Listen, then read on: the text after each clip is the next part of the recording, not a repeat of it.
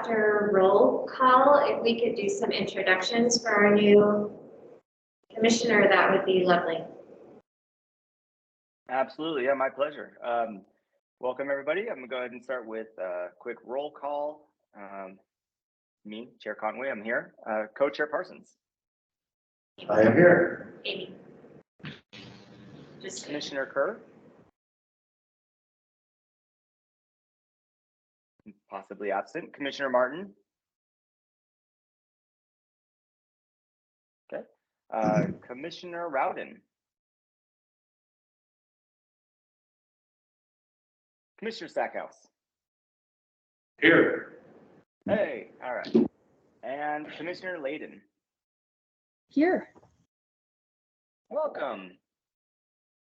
Thank you.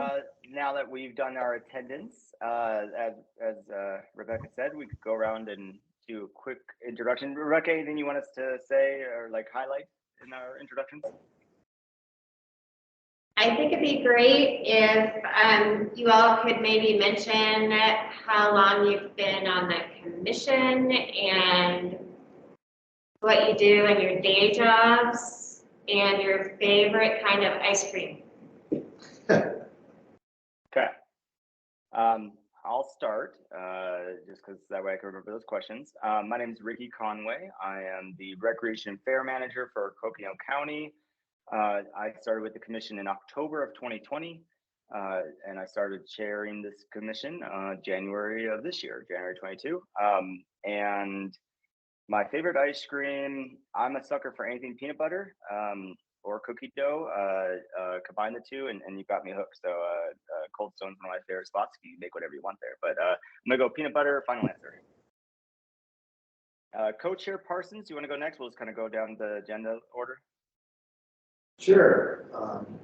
I forgot when I started with the commission. I think it's been 3 years now since I joined, because it was shortly before or after you, Ricky. So in my day job, I'm a landscape architect with the WLB group. I'm currently working on laying out ADA spaces for Buffalo Park. And so, and anyhow, I don't really have a favorite ice cream because I don't really eat ice cream. So I'll just pass on that one. All right, we got a. You want to share a favorite snack if you don't eat ice cream? I'll share a favorite drink, which is bourbon of any kind. I love it. Great, Snack. thank you, Co-Chair Parsons. Unless they're in the room, I'm going to skip over Kerr, Martin, and Rowden and go to Commissioner Stackhouse. Josh Stackhouse, I think I've been here 8-9 months, something like that. I don't know, maybe a year, somewhere in there. Stackhouse Wealth Strategies is where I work, and I'm gonna go pistachio. All right. Oh, Yeah. that's an interesting choice. All right, pistachio ice cream. And if I'm at Cold Stone, pistachio with graham cracker in it is be legit. I will say so myself. I think we're all taking a trip to Cold Stone soon. Maybe when it's not so cold outside. Either that or we're drinking bourbon, one of the two, Ricky, and I'm okay with either one. Both Probably go well both. Yeah, together. I'm with you. Why not both? Yeah. Okay, newcomer, Commissioner Layden, please tell us a little bit about yourself.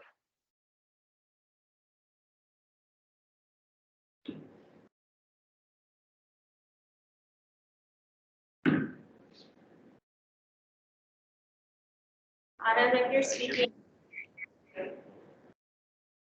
Thank you. I promise I know how to use technology. I don't, that's why I show up here. Okay, well, sorry about that. I'm Autumn though, and my legal last name is Layden, but I got married last year, so I go by McLeod for most of the public. So, but my husband and I, we both went to NAU and graduated in 2020 and 2021, and now I work remote in market research for an agency based out of New York. So my hours are a little bit earlier, but it works really well. And my favorite ice cream is mint chocolate chip. That's a good one. What did you get your degree in? I did marketing and information systems. Okay. Yeah, so What a great skill set. I'm more on the analytical side than the creative side, but I like a bit of both. Very cool. Well, welcome. It'll be great insight to have on this commission for sure. Thank you. Rebecca, I see you popped on. Do you have anything to say? Nope, since we can't have the room camera on, I thought it would be good for me to turn on my camera, even though you can't see much of my face anyway. But Well, thank you. And like those meetings during the pandemic where it was like talking to a void for an hour and you're like, I hope someone listened to that. I don't really know. Right. Yeah. I see that Councilmember Salas has joined us. Maybe she could introduce herself for Hello, everyone. Can you hear me? Yes, ma'am. Yes. Well, I've been your council liaison to Parks and Recreation for the last almost 4 years, and it's been an honor and delight to serve as your council liaison. I'm not sure if we're meeting in December, so this may be the last meeting that I'll be as a I'll be appearing in the meeting as a council liaison. Doesn't mean that it cut my style. It's cutting ties with my passion for parks and recreation. So, well, my favorite ice cream are, and this is like my ultimate indulgence. 1 scoop of chocolate therapy by Ben and Jerry's, and 1 scoop of cherry Garcia. That's a good combination there. That's really good. Thank you. All right. Now we've done roll call. Let's look at those minutes. You had an opportunity, thanks to Beck, sending out our packet. Is there any discussion on the minutes or any approval of the October 17th minutes? I can forward a motion to approve those minutes. I'll second. Okay, we have a motion and a second to approve the minutes from our October 17th commission meeting. All those in favor, say aye. Aye. Any opposed? Hearing none, I believe those minutes have now been approved. We're going to roll into the public participation. I don't see anybody in the room, but there might be some people. Okay, nope, but I'm still going to read this anyway, just again for Autumn's benefit. So this is a part of the meeting that we set aside for items that are not on the agenda. We cannot act on items presented during the public participation. We are prohibited by open meeting law for discussing or considering an item until it has officially been placed on an agenda. And to prove that point, last meeting no, that wasn't public part. That was actually a regular agenda item. Never mind. We're discussing something this week that we had a presentation on last week. So it's kind of it, but not really, because that was actually, I believe, on the agenda. Anyway, any public, a call for public, going once?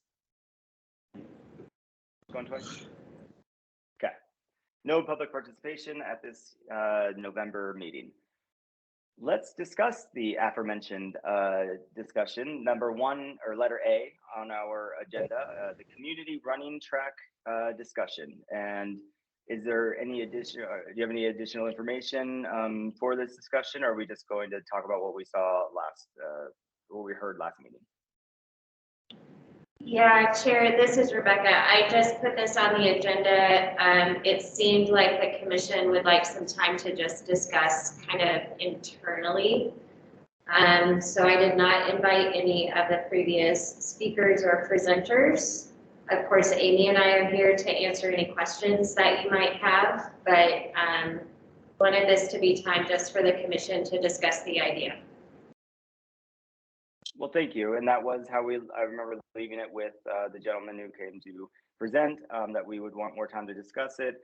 As I recall, we also let them know that we do have a project list that we have been trying really hard to prioritize and get some movement on. There are several items on that list that have been long demanded by the community. And so to jump the track and, up in front of those lists seemed like it was worthy of a discussion, just even talk about its inclusion on this list and where it might fit with projects. So I will open it up now to other commissioners, just those of you that were in the room last week, and I believe last month, and I want to say they even started a month prior, but I missed that one. So anybody want to comment on the presentation and the option of looking at adding a track to our project list in one of our parks?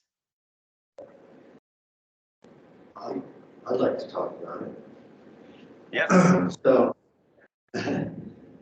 I think it's an interesting idea, and it parlays into the fact that we had that multi-purpose artificial turf field at Cheshire Park on our original priorities list from a couple years back, if I recall that correctly. But so, and if the track community, the running community is willing to come in and provide additional funding for the track separate of the field, then I'd be interested to see how we get this, rolling forward, or how it works as far as the 5-year EV plan, or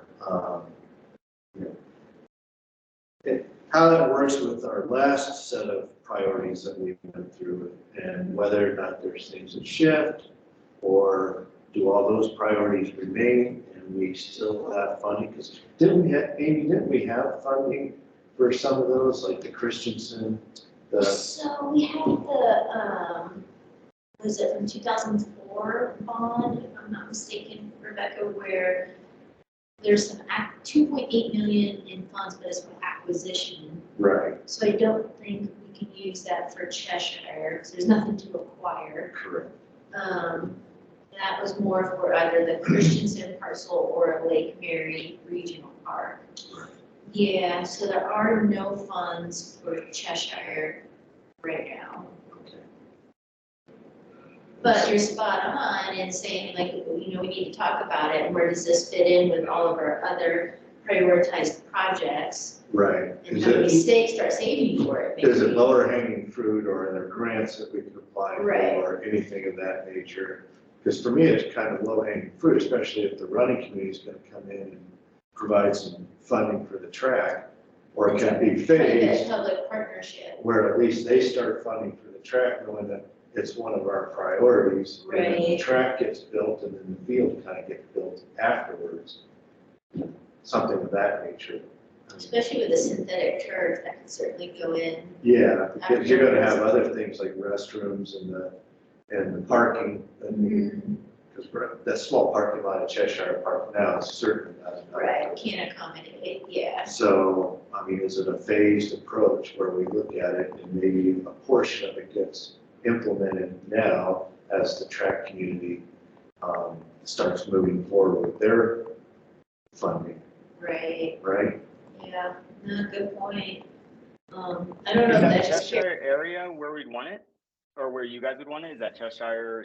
Is that where the running track would best serve the needs of the community? Is out in Cheshire, or is that just where we have land and the opportunities to do so?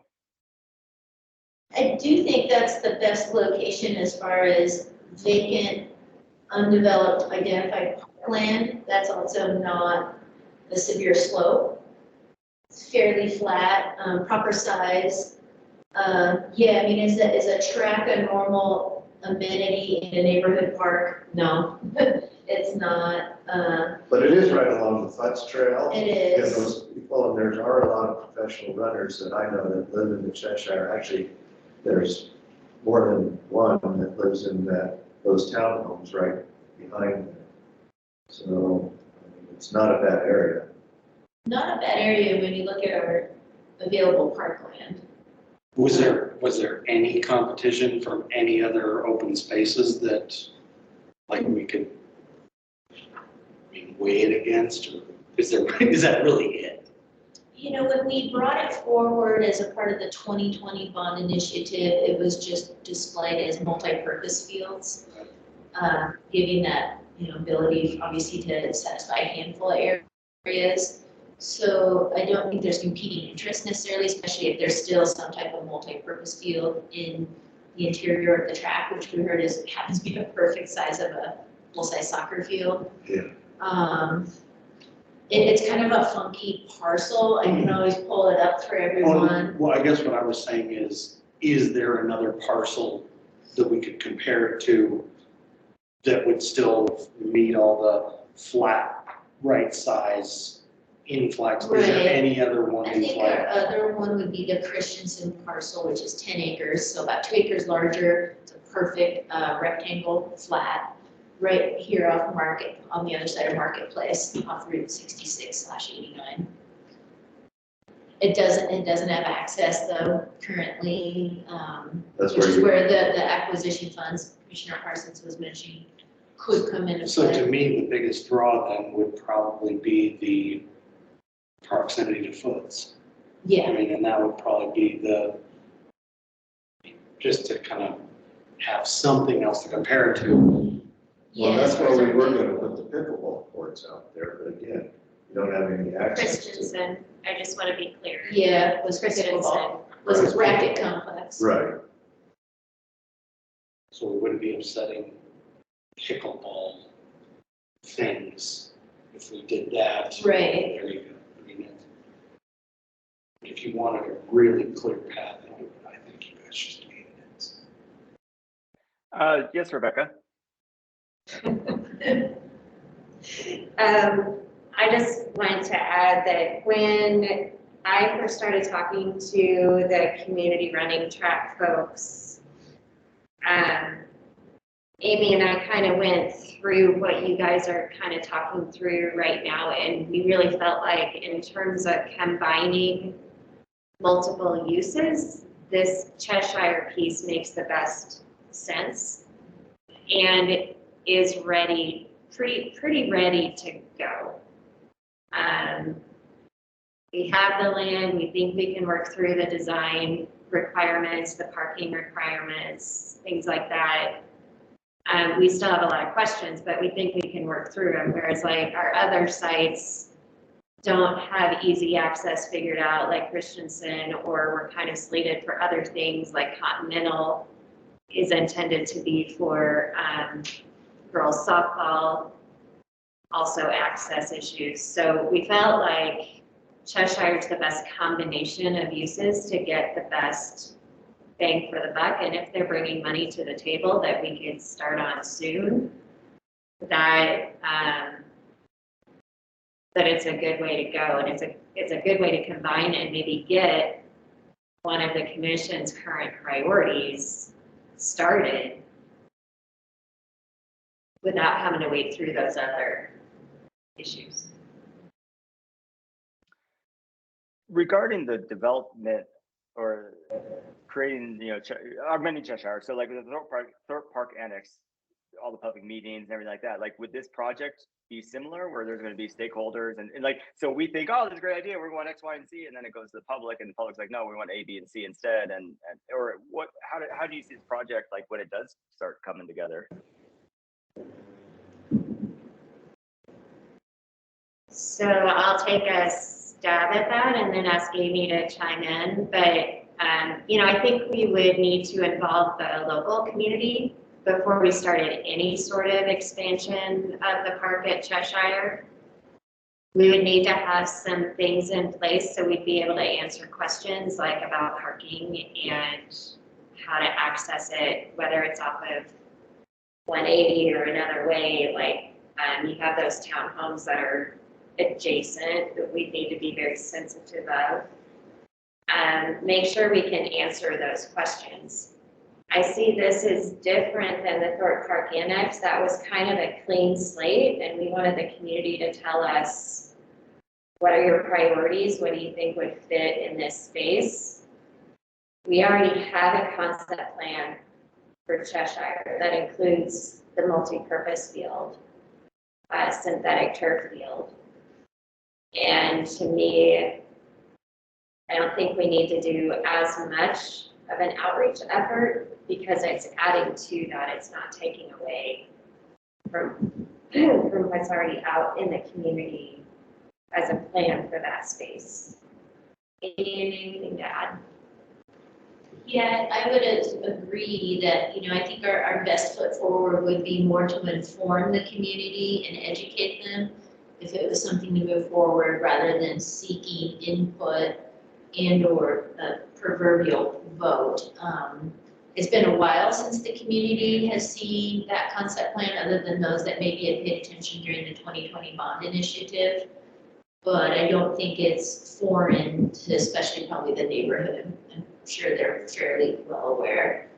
And the space is currently used by the community for other uses, which who knows if some of those uses could be incorporated into this design, which to me is again informing the neighborhood and community of the project and then finding ways to include uses on that property as currently used. It's pretty much used as like a road bike park. Yeah. Today. Would But there- those I mean, would elements there- can still remain. Would just- there be room for that element in there? There would be, and that's where I think it's a good maybe approach to inform the community and say, hey, like we know how this is used today. Since there would be a realignment of the existing urban trail, since that kind of cuts through the middle of the property right now. And then how can we incorporate maybe some cool bicycle features that the community uses it for today when we place this thing right in the Is it center? like a BMX pump track or something? Is that- There's, kids have built some cool Like stuff. jumps? Yeah, built some great jumps, there's some tires, typical stuff. No, Yeah. I think that would be Cheap very, over very the parcel. I could, yeah, give me a second here and I'll pull that up for everybody. We should see where that flex alignment is actually on parcel, because it seems like it swings a bit towards the museum. Yeah, it kind of pops out from the museum and then It starts to does. head toward 180. And we had always figured that with the multi-purpose field, we'd likely need to realign that a little bit. Yeah, Because it would cut through the field right now. Right. yeah, we probably need to cut across the property, hug toward the townhomes and then connect to where it's supposed to. That makes sense. I love the idea of putting, kind of just moving the dirt bike track. I think that's- Yeah, what's there, yeah, it's not taking that away from, They've But got the another community one said close they by like too. Oh, do they? Yeah.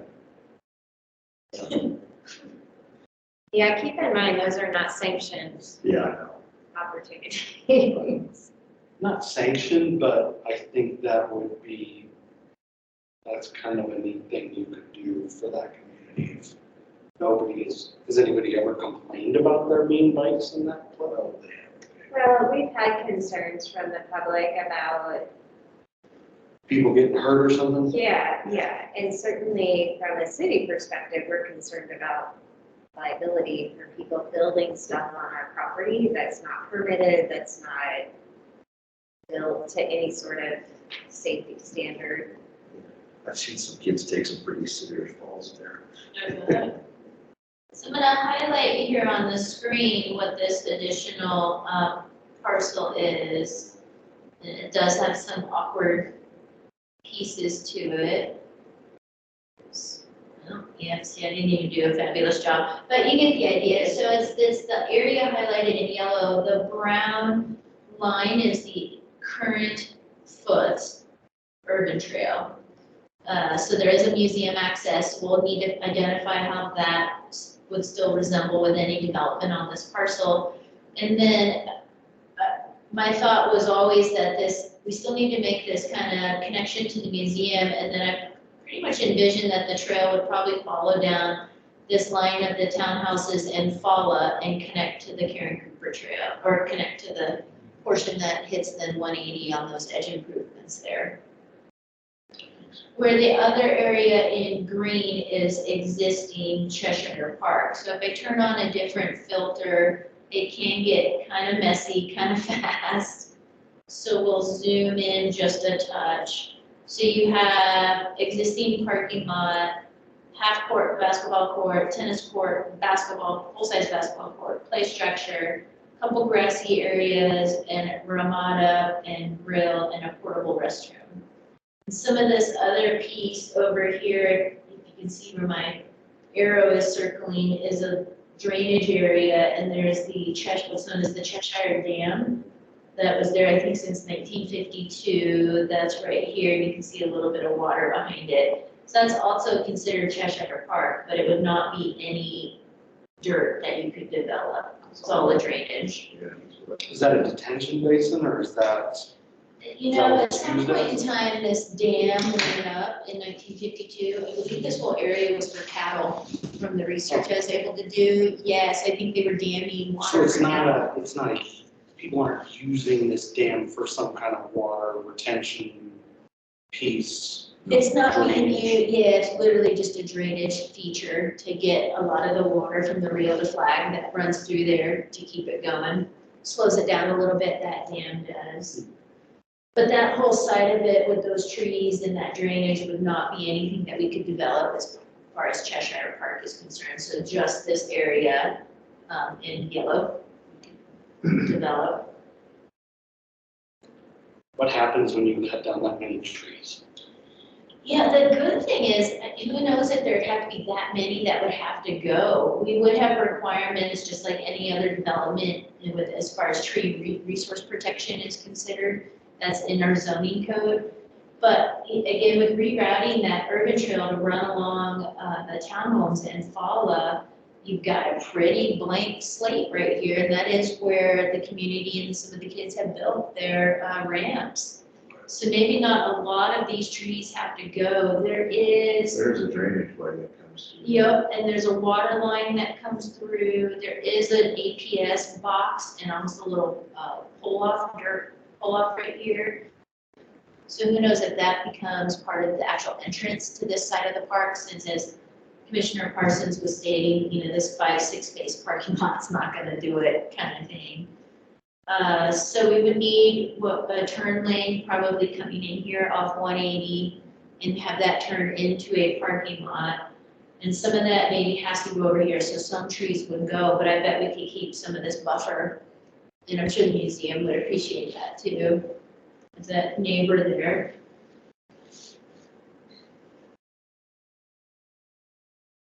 Seems doable. So it seems to me that we all, you know, are open to this idea of a running track developed, and there's a location in mind with a design concept already having been worked on with a previous amenities. I guess the question, you know, are we in support of trying to looking at what it would, to including a track in with this redevelopment of Cheshire Park, and then seeing, you know, what that would look like, and then if they are able to come with funding, you know, I think it sounds like we're supportive of it. So I guess I'm asking staff, what kind of direction are you looking for from the commission related to the development of a running track? I'll start and then I'll kick it to Amy. I think we're just looking to see that you think it's not a bad idea or a horrible idea to combine a multi-purpose field at this site with a track.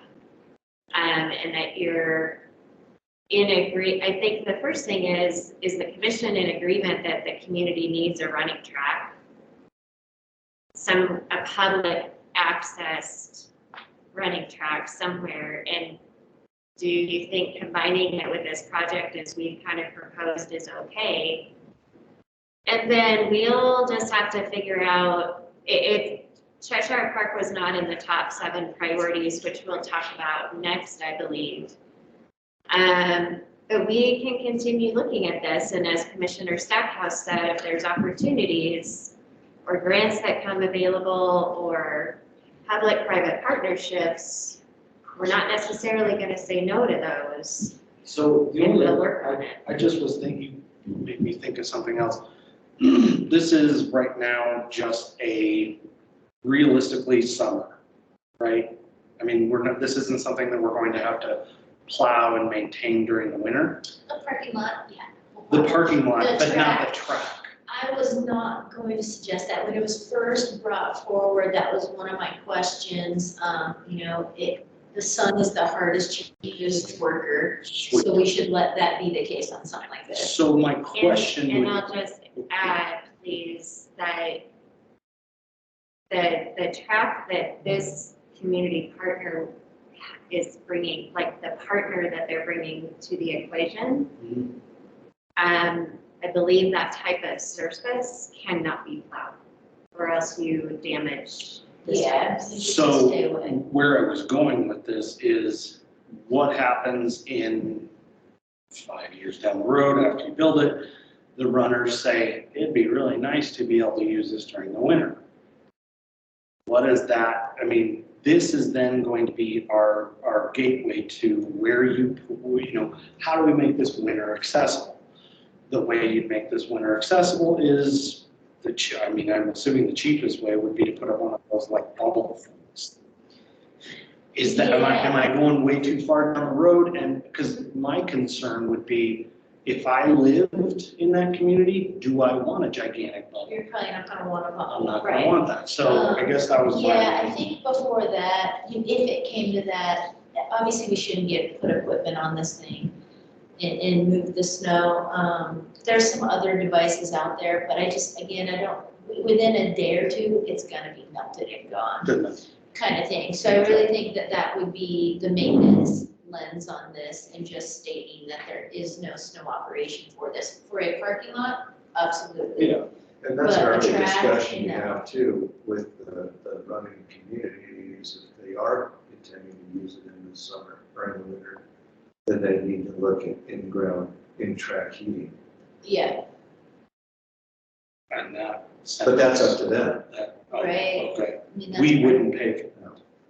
I don't think we should, no. No, but I guess I just was like, okay, if this is gonna be the, because what I'm thinking is this is the running place.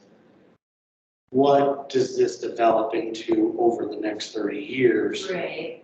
And is this where you wanna run? I mean, it's a really pretty venue. The peaks are right there. I can see this being a very cool place. I just was, just wondering how this looks 10, 20, 30 years from now too. So. It's good to think forward, and thank you very much for bringing this up. I will not to take the conversation another direction, but we did hear from a few in the community during the Thorpe Park Annex phase about the idea for some sort of public indoor field house. So if we build a multi-purpose artificial turf field here, would it be good to have it covered somehow? I think we can have those discussions later. Like I said, None of this is gonna be built. No. Right, And I get that. I just was thinking to myself, I was like, I would love to see, if anybody did have any notions of this, a really nice building, I want to be next to all day long. But a big ugly white bubble, Right. I don't want any part of that. So that was one of them. I don't think the townhomes would even want to build on that. They've got a nice view. Yeah, It's it was just open lots of space view. right now. Yeah, I agree. Right. There's also the Northern Arizona Museum's parking lot right there, so who knows what type of partnership could occur with that and with parking capacity on something like this. The ideal entrance to this parcel would be directly across the street where there's West Valley Crest Street. It's always ideal to have a proper intersection as far as traffic is concerned, so that's where I would envision some type of entrance into this, whatever it is. So there will be a handful of trees that go, but I think plenty could be saved, and then who knows what type of parking lot agreement we could get. Or access agreement, even through their lot. But I think if it's something that moves forward, you go and inform the public of what we know today, kind of thing, and what funding would be potentially available in the near future. I hear you on the long term. that can usually get community in an uproar pretty fast. But it could all, I mean, a really nice facility like that could bring a lot of value Yeah, to maybe not the homeowners that are looking at the Peaks view right now, but every other person in that community then is loving where they live because they're right next to the field house. Yeah. Things. right, yeah. Well, there's also a potential, I know that Northern Arizona Museum puts on a lot of functions, so having a multi-purpose field there It could, could benefit them as well. Give them an extra option. yeah. Well, if not just the parking, once in a while when they do events, because that parking lot gets tight. It's busy. Yeah. There was a point that I wanted to add. Oh, I just wanted to remind the commission that when the presenters were asked if they wanted this to be, what am I trying to say? They're not gonna run races and tournaments here. Like, this is just for practice for people to show up and be pretty low key. So again, I don't anticipate them asking for this to be a building or a year-round. Well, maybe not them, but I wonder, with how many races we host at Fort Tuttle and you guys at Buffalo Park, and, if something like this were to become online and available, who knows who might be coming out of the woodwork trying to do something out at one of these facilities. But, maybe not them, but somebody else could come out. And I was going to ask you, would this go on the special fee schedule and everything, come up with that? And I was going to follow up on the FUSD conversation, just like there are 3 tracks that FUSD manages. Is that correct? Or is there only 2? And is the problem that they don't allow outsiders at any point, or is the problem that when people want to run, there's school in session, so they can't run during school hours? Back in my day, we used to use the track at the high school, like as a, at night or whatever. Like, that's just how I grew up, and I was surprised to hear that they don't allow anybody on the tracks. Go ahead. Or do you know?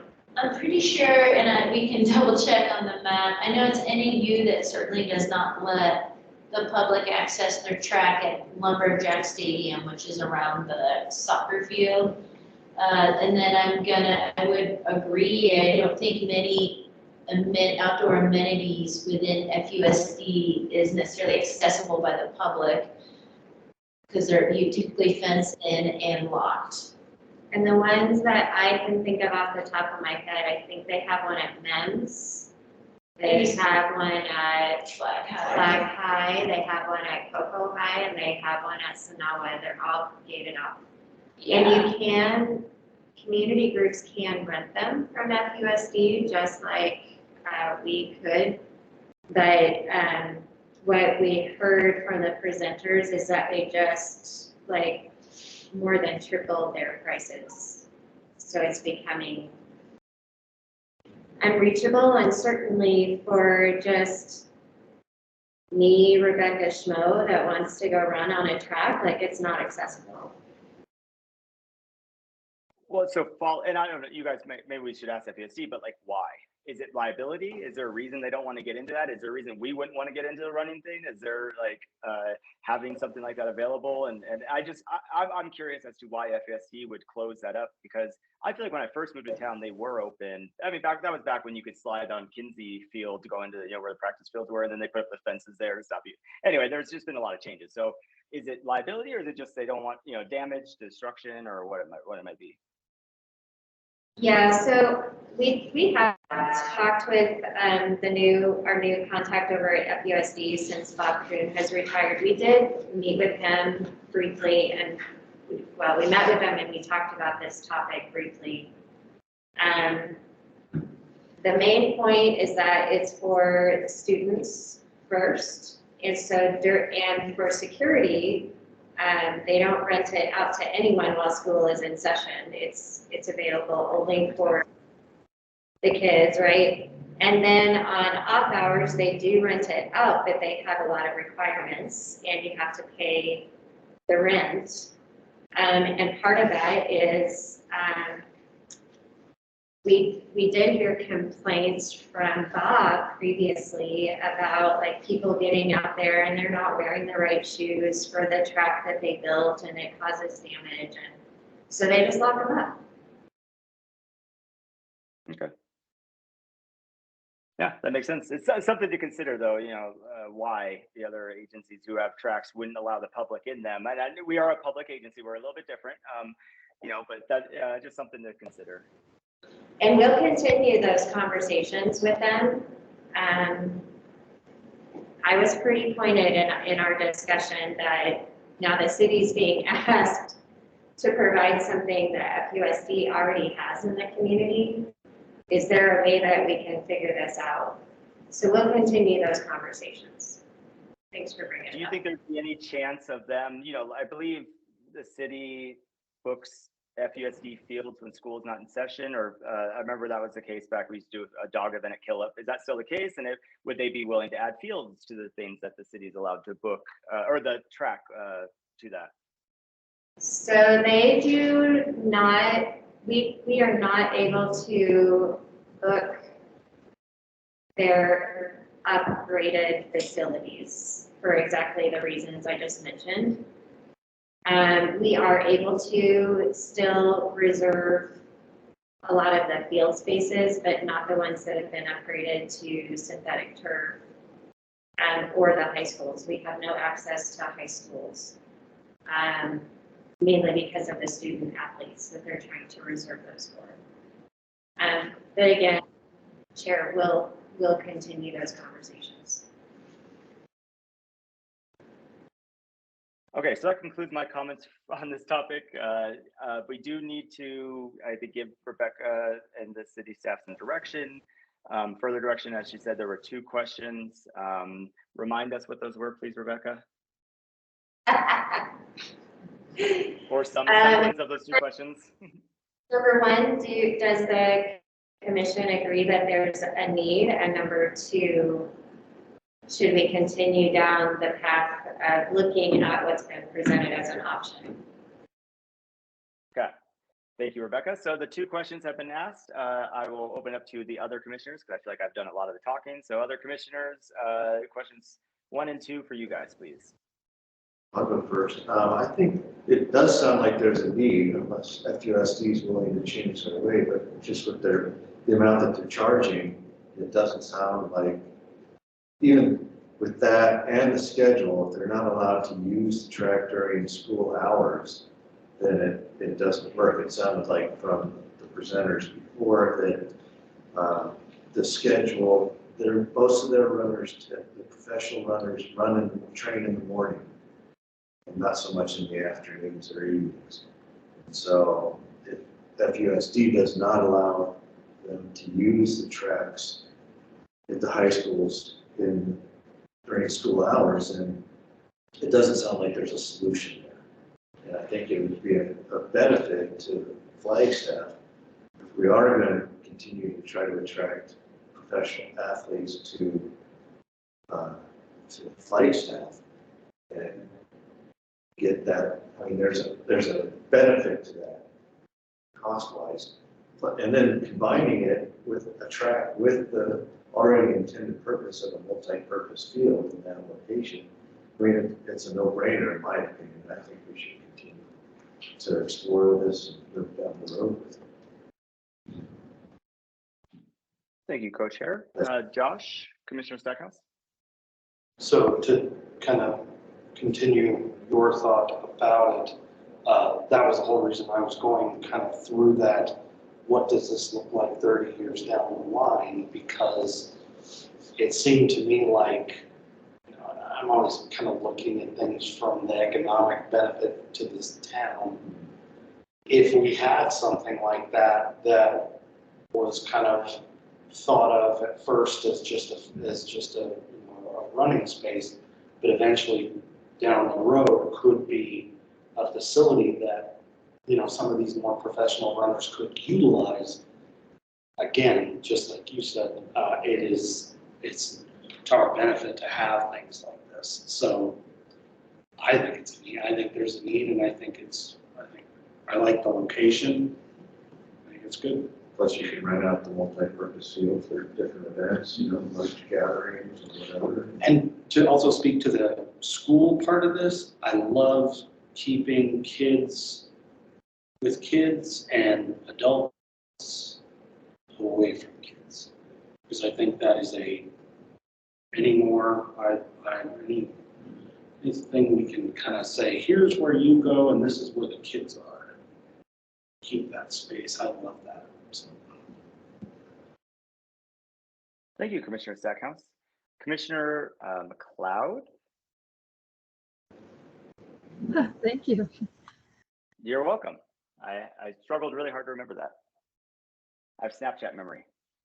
Do you have any comments on this matter? I know you're new, but hearing what we're discussing, what do you think, in your time in the community, running, do you feel like the community needs a running track? And if so, do you feel like we might be in a position to incorporate that into some plans?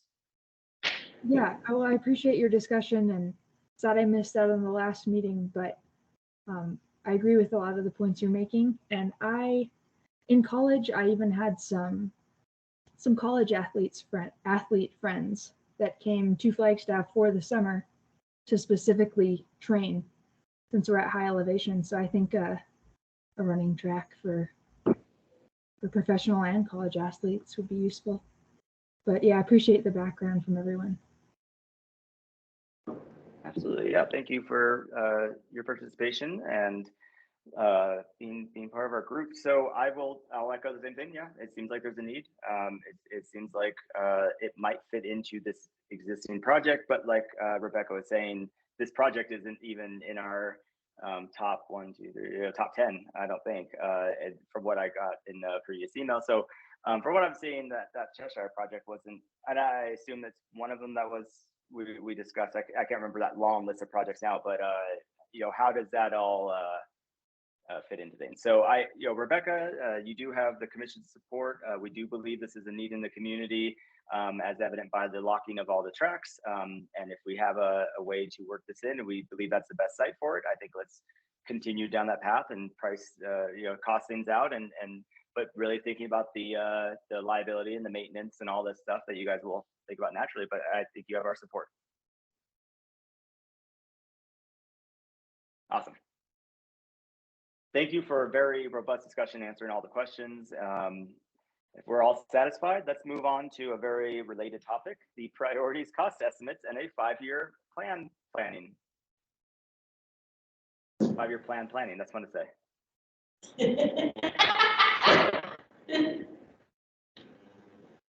I'm gonna let Amy take this one. Do we have documents to share? I don't know if we do. Do we on this? This is the 5-year plan cost estimates. Right, yeah, is it a part of the packet? When I had to share my screen back, it took down the agenda, and I don't know if it's a part of that. It's not part of the Okay, packet. gotcha. You get that open for us. Hang on a second. So we have our costing exercise, our priorities estimates.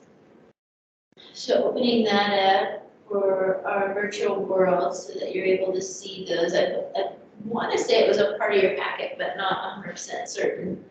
I did not. It was not? Okay, perfect. Not a part of your packet, so here we go. And we're not gonna speed through this. Brand new information. Brand new information. So this is out of that exercise that we went through, the top, and they are somewhat in order. So, one of our top priorities were our aging play structures that are out there in the community, whether they're at neighborhood parks or regional parks or community parks. A typical price point for a medium-sized for ages 5 to 12 play structure would be $150,000.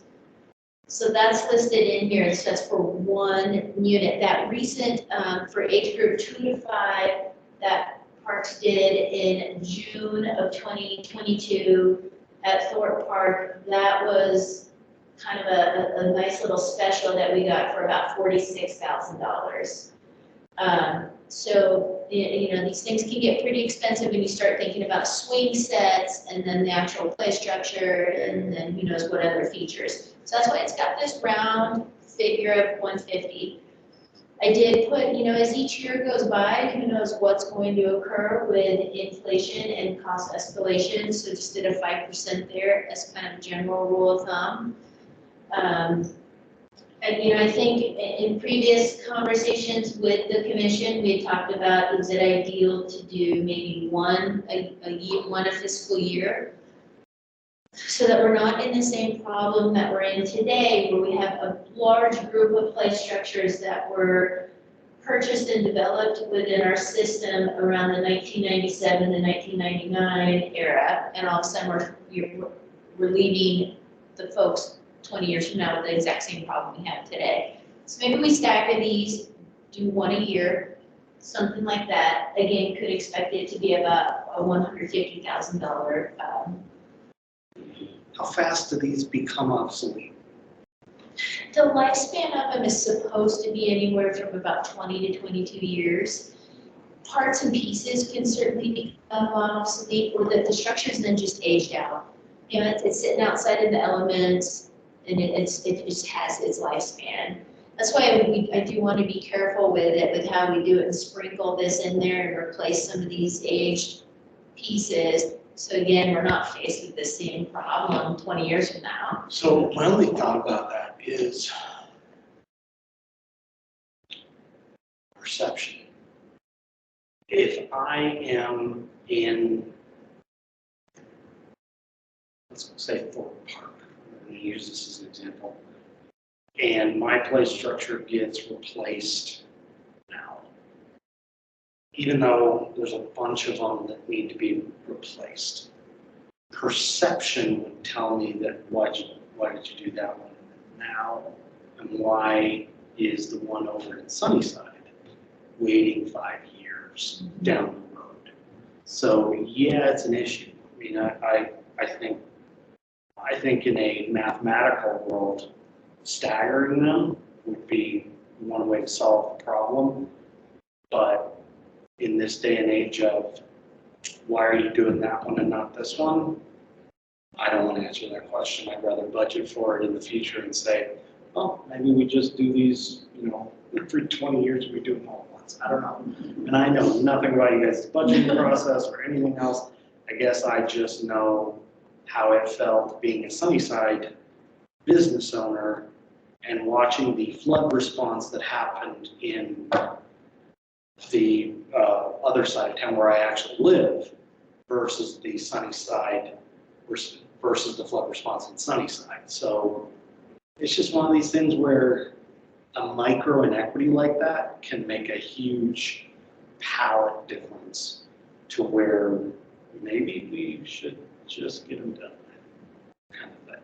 I think that becomes more of a PR thing in public, just getting it out to the public. You put on your schedule on the Parks and Rec Commission website, say, we have a goal of replacing all these, and these are our perception on how we're going to achieve all that.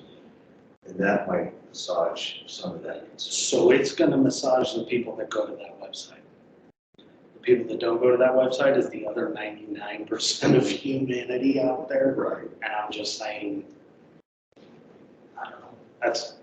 And honestly, that was just a little bit of devil's advocate.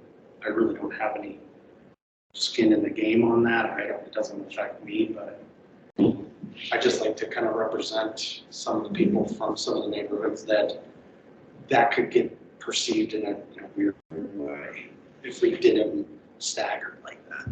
They could, and then the perception is huge, agreed. And with this, just like we did with the Cheshire play structure, I feel like we should go out to that. If it's a neighborhood park, go out to that neighborhood, say, here's 3 designs, which do you want here? So that way there's buy-in and there's ownership with it. So I do think that, it's not as easy as just saying, let's order that swing set kind of thing. How do we go about figuring out which ones? Parks has a list of by year. I personally think we go with the oldest. wherever it is, it's the oldest, it's the most aged, it's the most obsolete, and that there can be, I think, some, at least value if we were to approach it that way, if someone were to perceive it. We haven't answered. And the other piece of that is the highest maintenance. So if we're having a piece of play equipment that we're just having to replace over and over, or we can't find parts for anymore, like we were able to answer those questions. I hear you, Commissioner Stackhouse. But I think it can be laid out in a plan. And that's one reason for this commission is for you to go out and talk to your constituents out there, go out and get to those folks that we might not be getting to, or ask us to come to meetings that you're involved in so that we can get the word out. But I do want to be cognizant of time. Commissioner Conway, did you say you have to leave early today? Commissioner Conway might not even be Sorry. here. No, I'm here. Oh, there you Wrong button. Yes, I do need to leave by 5:30 at the latest. We have a dress rehearsal for Miracle on 34th Street opening on Friday. 3 showings every weekend. Just get your tickets at theatricals.com. But yes, 5:30 is when I have to leave. So what that, so that means Shameless the plug. commission is as soon as he leaves, we have no quorum, so we have to end the meeting. Right. Okay. So, You'll notice my notes on this, because it didn't rank as high. It's row number 9 is Ponderosa Park, which was ground zero of the museum flooding, needs to be rebuilt. So I put in the notes that, with this general top priority of replacing play structures, from a parks perspective, we're gonna suggest Ponderosa Park goes first. There we go. Then that eliminates this bottom thing on our priority too, but that's the one that has to go first. When you just look at it logically, that's where you go. So that was where I was going with that, and I honestly just couldn't read. Yeah. That far, so that was all I cared about, honestly, because that was one of my priorities was Ponderosa Park. And so I love it. Be plus. Yes, that's where we'll go, and as Rebecca mentioned, that is on staff to figure out then what's the next step, and the next year, and the next year. And who knows with grant funding, if we're able to do 2 in 1 year, great, who knows kind of thing. But I do think it'd be ideal if we don't front load this again and have the same problem for successors on this. Item number 2, that through our prioritization exercise was dealing with existing restrooms, whether if it's upgrades or remodeling that may need to be done to them, or I did an addition there because it was another item, or was a part of this description, are the restrooms that are considered the Heritage Square restrooms. They're in the alley across from the Creperie and Uptown Billiards. They're bad, they're gross, they're bad, they're not safe, they're a problem, so. I didn't even know they existed until you just. Thank goodness, don't go there. I've seen them, I've never gone in. No. Yeah, so, and that's our downtown, so there's a $250,000 price tag on this. There are a handful of other cities in San Diego, Portland, all over California, I'm sure some others, and then they're in Europe where, I believe it's called the Portland Loo. It's literally a self-cleaning, single restroom unit. You don't pay to enter, but you go in, lock the door, do your business, come out, and it actually disinfects and sprays it and cleans it. We don't even have to go that route. I've been in one in San Francisco. Yeah, they're all over San Francisco.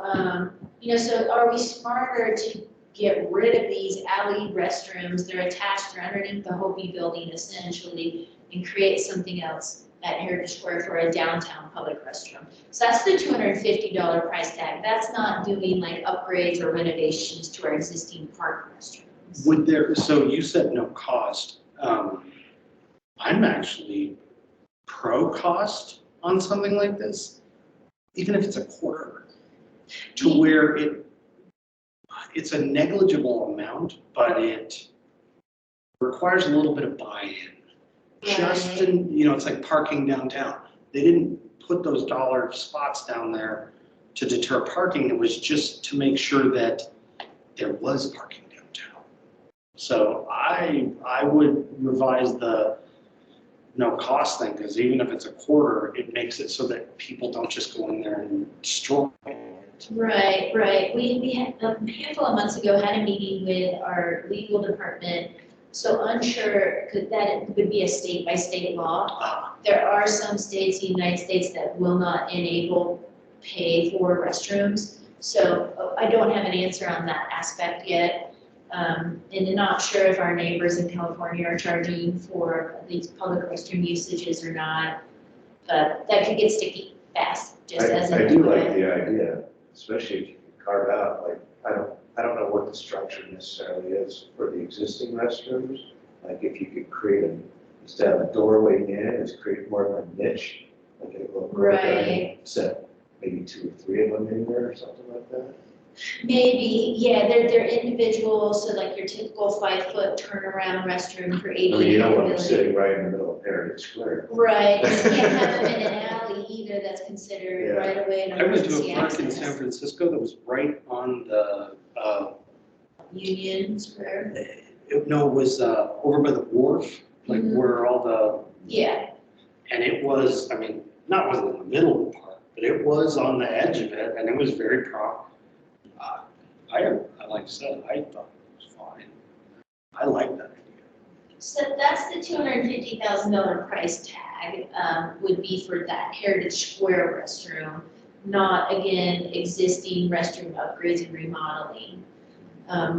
What's needed for our existing park restrooms, honestly, probably like a severe deep clean.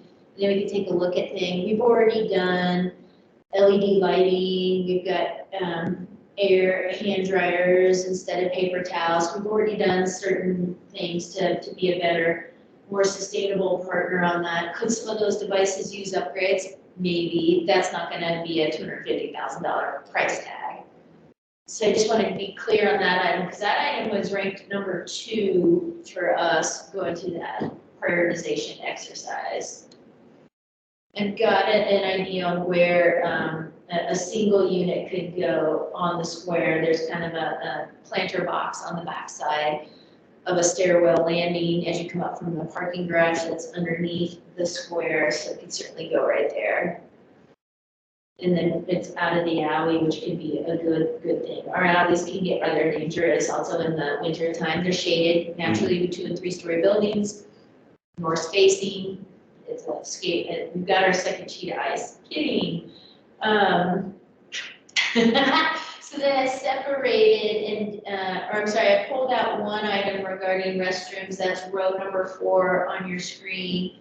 We're figuring out creating some restrooms at Hal Jensen Recreation Center. There's restrooms inside the recreation center, but then there's outside amenities. There's 4 tennis courts, there's a playground, there's a basketball court, there's a synthetic turf little play area. So if that facility's closed, there's no restrooms at that location in Sunnyside.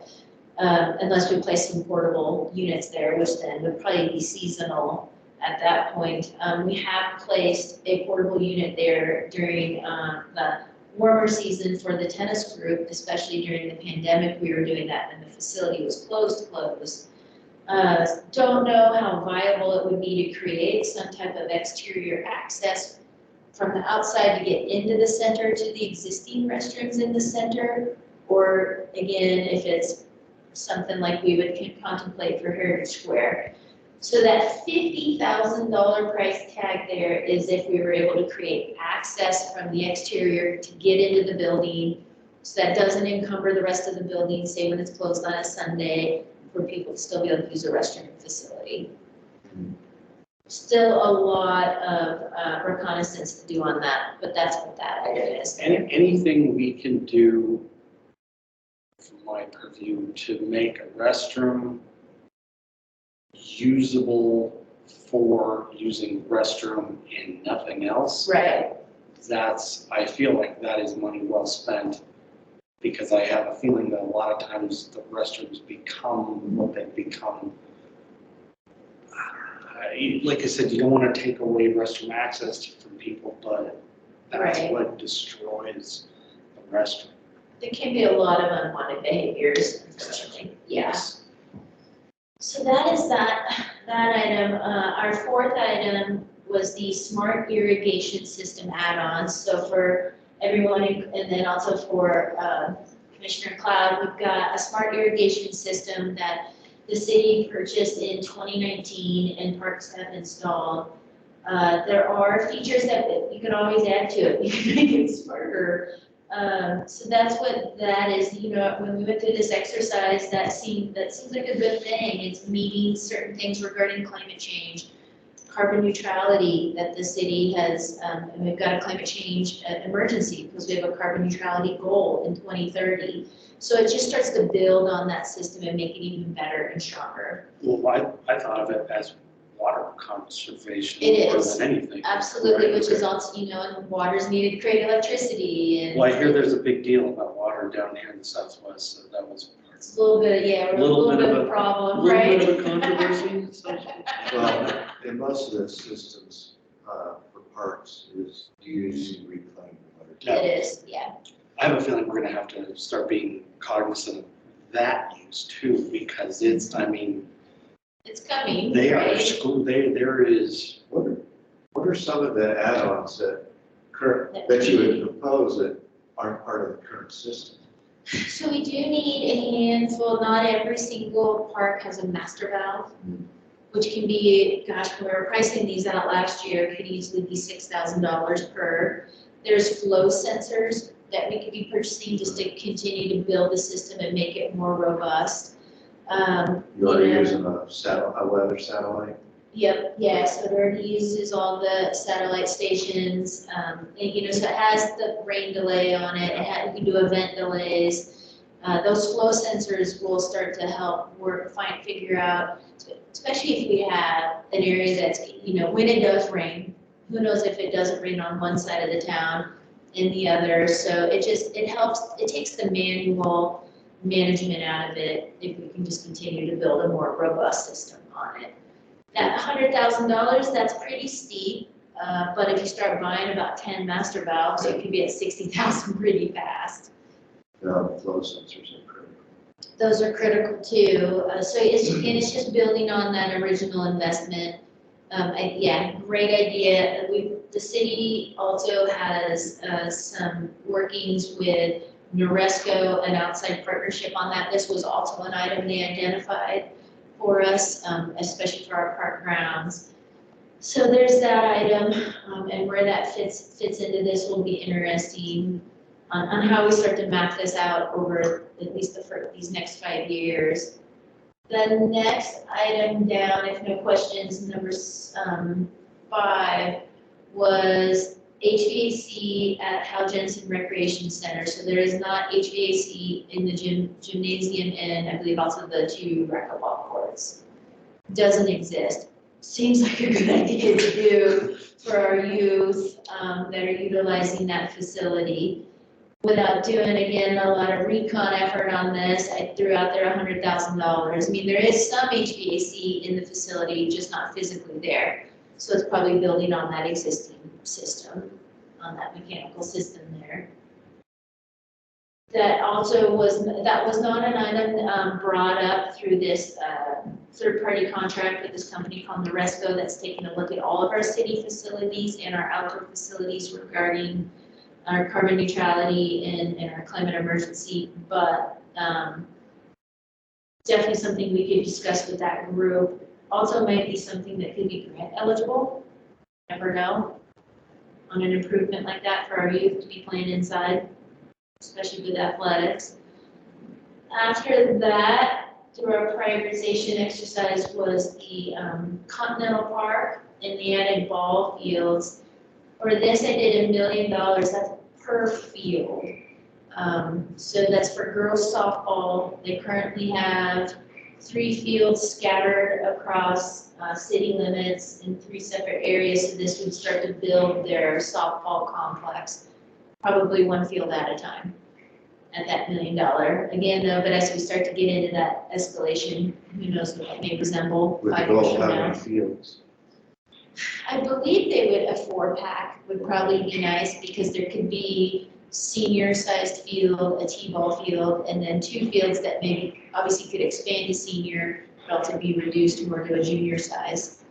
The existing fields out there would remain as is, or Could they have one? It's field 5 at Continental is the only one they have out there at that's that what it sounds, but location. they have like Babe Ruth or something.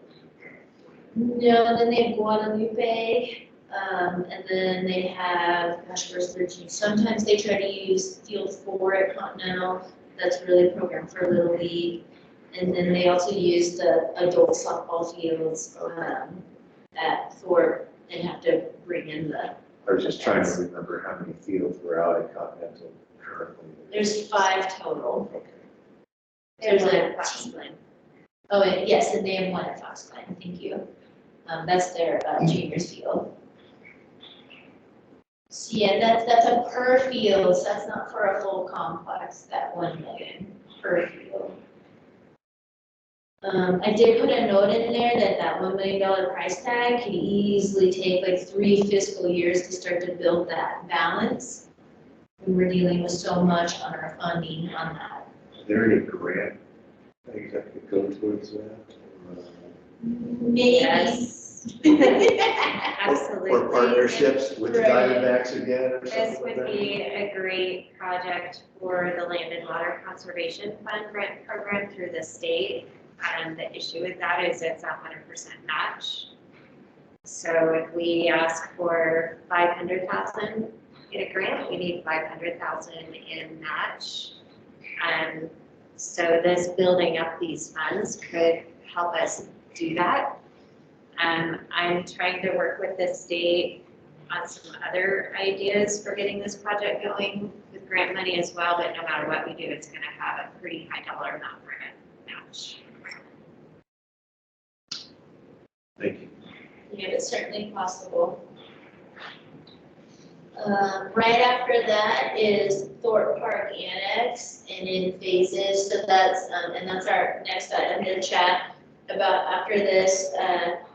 So, without knowing exact features to do it in what phases, I just plugged in there an estimate of $200,000 per kind of phase and or amenity, if you will.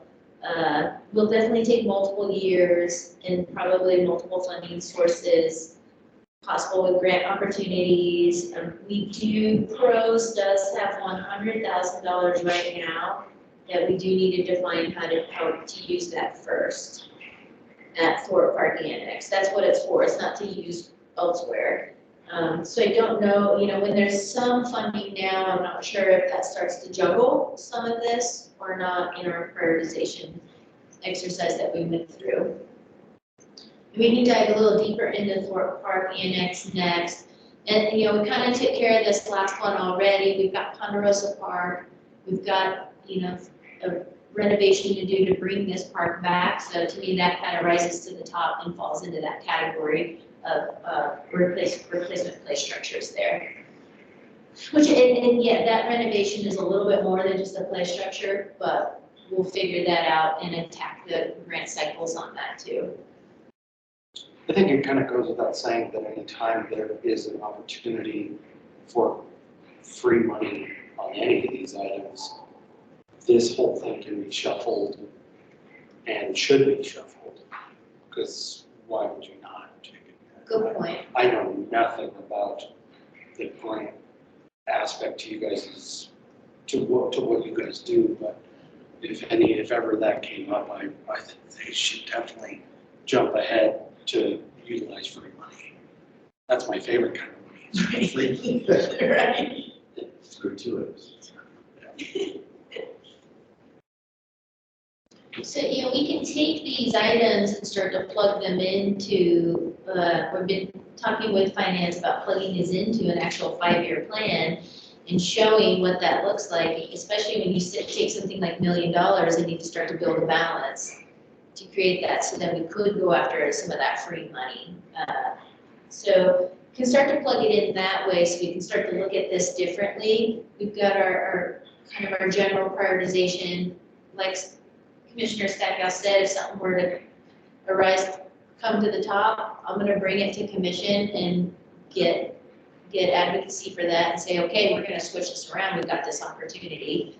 Does everyone agree that we do this? So I can, next time, or maybe next time we discuss this item, we can look at it in a different format when we start to look at that snapshot of 5 years out and how we build these balances, if that would be helpful for everybody. Any questions on our priority estimates from our virtual world? Nothing from me. Everything looks well researched, well reasoned. I would, with regards to restrooms, just transient population, especially downtown, and we have the issue at Sawmill County Park of our restrooms out there, and that becomes a grounds for fights because who can get in the space first and claim it as their own for the night or whatever it might be. I don't know. It's just that was the first thing that came to mind with about a bathroom downtown is how do you manage that so it doesn't become like the current alley restrooms with the care needed to take care of that. But I mean, in terms of the list and the funding, everything looks great to me. Commissioner McLeod, do you have any thoughts on it? No, I agree with you. Thank you. And I also agree with Commissioner Stackhouse in that if opportunity comes up and it seems it's strike while the iron is hot and we can leverage some things together, I would also, as a commissioner, support your guys' staff to do what you feel like is right. And if you have time to come to the commission and ask, great. But I mean, it's one of those things that you can email would suffice. I think if you even just emailed it and said, hey, we got this grant opportunity and we want to do this. Can we bump this up the priority list? I think, initially, like right now, I'd be like, heck yeah. So that's my comment. Anything else on this topic? I think we're good. All right, next I believe we have Thorpe Park Annex. Is that correct? We've only got 5 minutes. We got 5 minutes. We can Thorpe Park Annex it fast. This shows fairly well on your screen. So we've done a handful of 2 sessions at City Council. First on October 25th was a very healthy and robust conversation with City Council and members of the public that night for about 2.5 hours, where we displayed the 2 concept plans at that time, 1A and 1B. So then we received direction from City Council that night, briefly just to update this group. So, and then this is the revised concept design that was brought to council just last week. So the pickleball courts, there were 6 pickleball courts demonstrated in this corner here where you see a lot of these parking stalls. The direction received, those will go where the current Thorpe Bark Park is. That's along Thorpe Road. It is basically a drainage ditch. Because this shows a relocation of the Thorpe Bark Park to come over this way, get it out of the drainage feature and maintain it in a different light. So that is why pickleball courts are not displayed on this concept plan. We did add a note that 6 pickleball courts will be located at the current Thorpe Bark Park. So what we have here in the direction that we really received that evening from City Council was utilize the Indigenous Community Cultural Center and build upon that. Give more space and surroundings to that as that being kind of that center focal point. So you'll see you'll see a larger traditional ceremonial space. You'll see kind of an outdoor flex space, still the market walkway, ample parking. You'll see a larger orchard, a larger community garden, more a pollinator garden and an ethnobotanical kind of path, some more walking paths, and just connecting it more and making that space around the Indigenous Community Cultural Center a little bit larger in landscape. Still keeping a skate park and a pump track, which does not exist anywhere on the west side of town. All of those are on the east side of town. Still an indoor half-court basketball courts that are inside the metal storage building today. That's where those go. And the sustainability offices remain where they are today. probably the biggest unknown at this point in time is down here in blue, that's along Deal Avenue in Benito. That would be city employee housing. We still have some conversations to hold on that and some hoops to jump through probably multiple times to figure out if that's even feasible at all on Thorpe Park. Was that a point of controversy? It wasn't too bad, I don't think, honestly. You know, a lot of Thorpe Park's 219 acres, and this is call it just 9 acres of that. But a lot of Thorpe Park was developed with land water conservation funds. So we need to start diving into that and then see, can you do city employee housing in a park that has had federal funds used in a different type of format. So still a bunch of things to. Would those be like leasehold properties that you lease out to city employees? Or Haven't even discussed haven't even it. talked about that? No, yeah, purely conceptual at this point. Yeah, Would just say that the council would like it to continue to be on the concept because they want us to continue the conversations to whether it's possible. yeah, I really like this concept a lot better than the others. nice. I did like moving the pickleball courts over. I think I put that out there. at one point. You did. So, and I have some other thoughts on where we could go too. But yeah, I really like this concept. It starts to feel more like a park amenity than an active recreation. Right, yeah. Yeah, we go back to city council with this on December 6th to officially adopt this, which gives it a little bit of teeth, which is nice. There's still not much funding for it other than the $100,000 the pros division has today to do, which would probably go toward mitigation on the site. We'll still define that at a later time, but this at least gives a concept design out there and it gives us a guidebook to follow. So when we do acquire funding or even get grant funding, or if the Indigenous Community Cultural Center and with Heritage Preservation starts to come forward, it just starts to build it and then we go out from there. So yeah, it was an awesome, lovely process to go through. Before you have to go, Chairperson, any questions on this? Who would oversee the Community Cultural Center? Is that under Parks and Rec or pros? We don't know that yet either, but I think it's safe to say it would need to be a third-party community partner that would manage this space programming.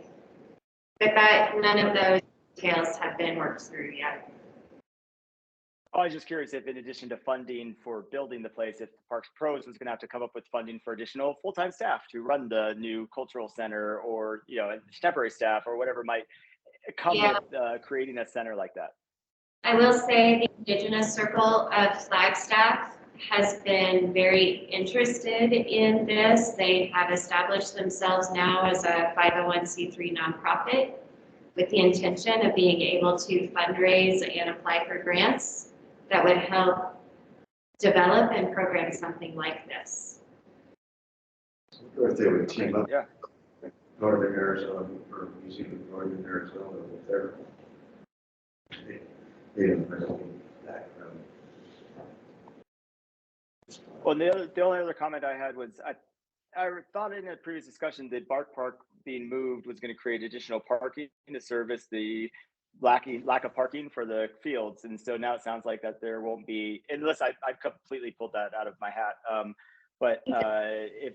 So it sounds like that now we're adding another amenity, 6 courts,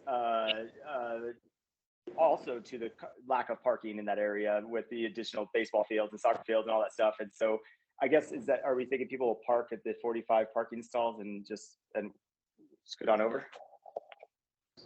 Yeah, the existing Thorpe Park is about 1,000 square feet. It's pretty large. 6 pickleball courts don't soak up 60,000 square feet. So I have a feeling that it'll be 6 pickleball courts plus additional parking, which is needed at that location. Because when there's disc golf, softball, park staff trying to park there because the park maintenance shop is located there. It's not easy at all. So yeah, those 6 courts will absorb, gosh, under 20,000 square feet. So there's quite a bit left over to keep some trees, use the drainage features as intended, and create additional parking.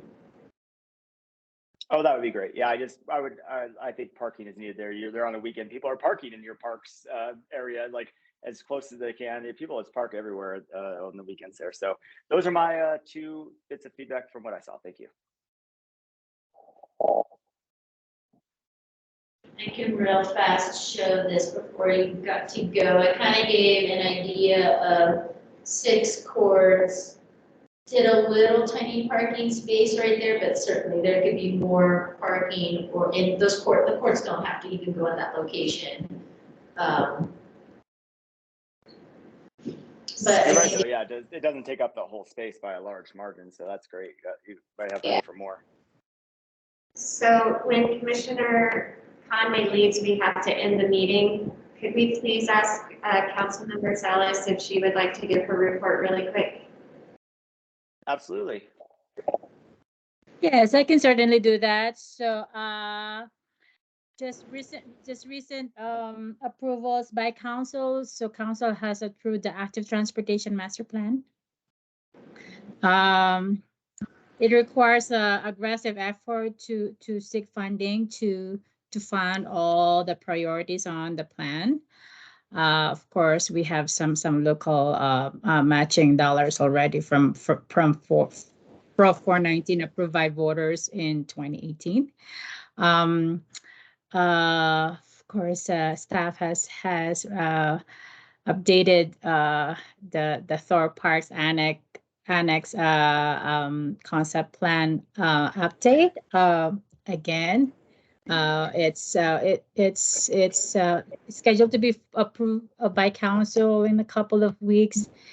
But then keeping in mind that we don't have, in addition to the $100,000 that staff has mentioned, we need to aggressively look for funding to build the Thorpe Park Annex. Also, last week, council has made the decision to delay the approval of the proposed stormwater fee increases for residential and commercial till the end of January. So I believe that's it from me. Thank you. Councilmember, I just wanted to take a moment to thank you publicly for your service to our commission, and we are sad to see you go. I'll be around.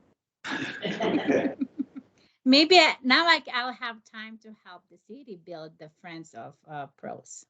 I was just gonna say that, Regina. I was gonna say, Faux pro. It's gonna be faux pros. we're going to steal all of your time now. So no, I thank you. Yes, I second what Rebecca just said. So. Thank you. Yeah, I'll give you all be grateful, thankful hearts. Thank you. I'll be around.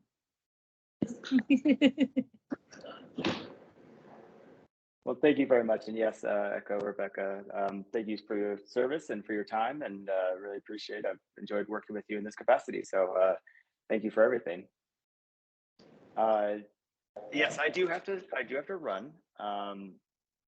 We got through all the agenda, and I think you guys have the information to us from the staff. So thank you again for those newsletters. I love the format. I love how certain things are a different color, and it catches my eye. It gets me through the thing. It's great. All good stuff. Really appreciate it. So if there's nothing else, I have to go. So I would just say, if you have agenda requests for next month, please email me. And then we're good. And we'll see you in December. all right, thank you, everybody.